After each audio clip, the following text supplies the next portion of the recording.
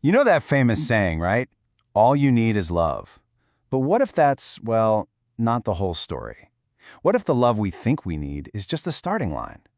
Today we're going to go way beyond the cliches. We're going to trace love's real journey, from just a feeling to the very fabric of reality itself.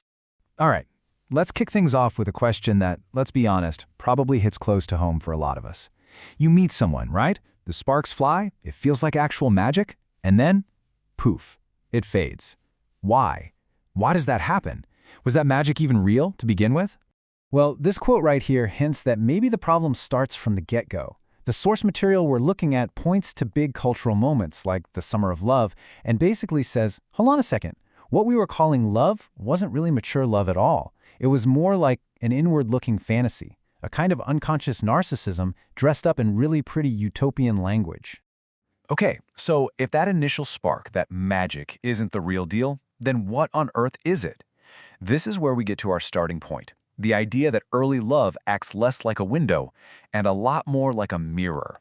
And this brings us to a really key psychological idea, projection. It's a Jungian concept, and it's huge here.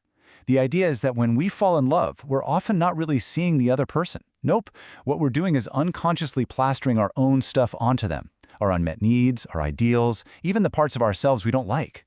They basically become a screen for our own internal movie. So what you end up with is this invisible contract, a hidden bargain. It's not a real connection between two whole people. It's more like a deal between two egos. And the terms, even though they're never spoken out loud, are crystal clear. As long as you keep making me feel this amazing way, I'll keep loving you. You can see how fragile that is, right? It's totally conditional. And yeah, a fragile contract like that, it's pretty much destined to fail. Because, real people aren't perfect projections. They have flaws, they have bad days, they change. And eventually, that mirror is going to crack. And that's when the crisis hits. So what happens when the ego feels that control slipping away? Well, it can start to sabotage the whole connection in some pretty classic and pretty destructive ways. The source material identifies these three, let's call them shadow figures of love. These are distorted versions where the ego is just impersonating love to keep its grip. First up, we have what's called the devouring mother. And just to be clear, this has nothing to do with gender. It's an energy. On the surface, it looks like extreme care, but underneath, it's all about control. It's a kind of love that smothers you, born from a terrifying fear of being abandoned. Next, there's the narcissistic projector. This is the person who doesn't fall in love with a person. They fall in love with a fantasy. Their partner is basically a prop in their own life story, and they're only valuable as long as they reflect back that perfect, desired image. The second they step out of line and act like a real, messy human, they get punished or just tossed aside. And the third shadow figure is victimhood as mania. Man, this one is tough. Here, love becomes a total trap. The relationship is held together by this chaotic glue of constant crises, guilt trips, and insane emotional intensity. It mistakes dependency for depth and passion for possession, and it basically forces the other person into being a permanent caretaker. But here's the absolute crucial takeaway. When that magic dies and you feel that soul-crushing disappointment, it's not a failure. It's actually a wake-up call. It's exactly what needs to happen. Just like this quote says, it's your own psyche screaming at you, hey, it's time to take back what you gave away and start the real work. So what exactly is this real work? Well, the sources use this absolutely beautiful metaphor for it, spiritual alchemy. The ancient art of transformation. It's about taking the base metal of our needy, immature attachments and turning it into the pure gold of real, authentic love. Okay, that sounds amazing, right? Turning lead into gold. But how? How do we actually do that? Where in the world do you even begin a process like this? All right, the very first step in alchemy is called separation. And honestly, this is the hard part. This is where you consciously pull back all those fantasies.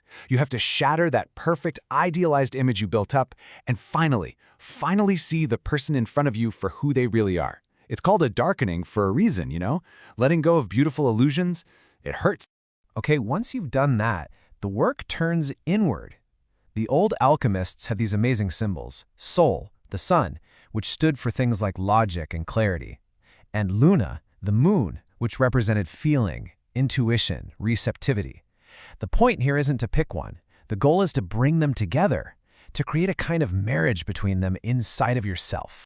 And when that inner marriage actually happens, it creates something the alchemists called the rebus, which literally means the two-in-one. This is a state of real psychological wholeness. And when you operate from this place, love completely changes. It's not coming from a place of neediness or please complete me anymore. It just flows out of you from a sense of abundance. So once you've gone through that whole inner alchemical process, what does this new kind of love even look like in the real world? Well, it's a completely different path. It's a path upward, away from the ego's selfish demands and towards something so much bigger. Plato actually gave us a perfect map for this, his ladder of love. Think about it. We all start on that bottom rung, right? We love a single, beautiful body. But the journey, the real work is to climb. You start to see beauty in all bodies. Then you move up again to loving the beauty of souls, of ideas, of justice, until finally you get a glimpse of beauty itself, the eternal source of it all. And what this means is the whole dynamic of the relationship fundamentally shifts.